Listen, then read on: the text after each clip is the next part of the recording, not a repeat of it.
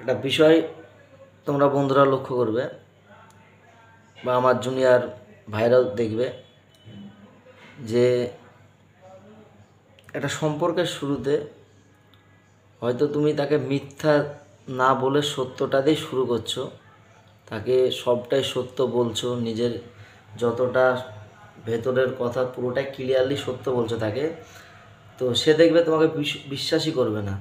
তাকে অনেকবার বলবে, অনেক রকমভাবে বোঝাবে, বারবার বলবে, তবু সে সেটা বোঝার কোনো রকম ক্ষমতা বা কোনো রকম তার মধ্যে সেন্স থাকবে না। কিন্তু একটা থার্ড ব্যক্তি, একটা তৃতীয় কোনো ব্যক্তি যদি সে তোমার নামে কোনো কিছু তাকে বলে মিথ্যা করেও, তো সেটা তাকে সত্য মনে হবে।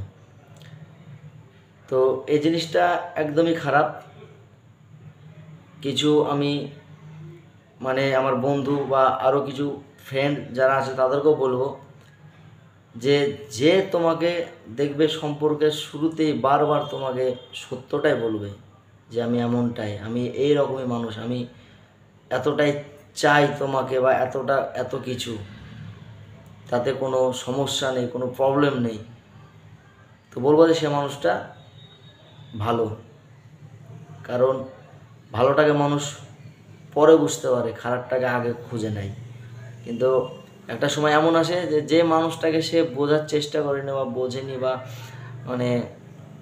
বুঝতে চায়নি, যে মানুষটা এতবার বলেছে তবু ভাবেনি, কিন্তু সে একটা এমন সময় আসবে, সিচুয়েশন তার আসবে যে সে সময় সে বারবার সেই মানুষটাকে ভাববে যে সে মানুষটা এত কিছু বলেছিল, সেটা আমি অ্যাভয়েড করেছি, ইগনোর করেছি, নিয়ে ভাবিনি, বুঝিনি, কিন্তু আজ বুঝতে পারছি।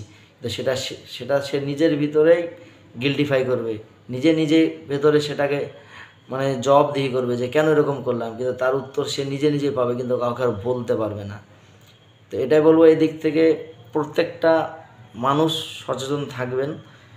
কারণ যে আপনাকে বোঝাতে চাইবে বারবারের জন্য, প্রতিক্ষণের জন্য বলবে, প্রতি সময়ের জন্য, প্রতি মিনিটের জন্য, প্রতি মুহূর্তের জন্য আপনাকে বোঝাতে চাইবে বারবার, সে হলো পারফেক্ট মানুষ। আপনার বন্ধু হতে পারে, আপনার আপন কেউ হতে পারে, বা আদারওয়াইজ আরও কেউ হতে পারে।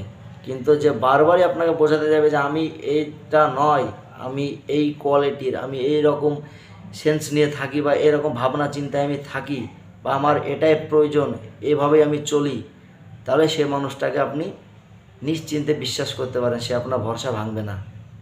কিন্তু একবার যদি তাকে না বুঝতে পারেন, তো এমন একটা সময় আসবে যে তাকেই খুঁজবেন, ভাববেন, কিন্তু কিছু বলতে পারবেন না।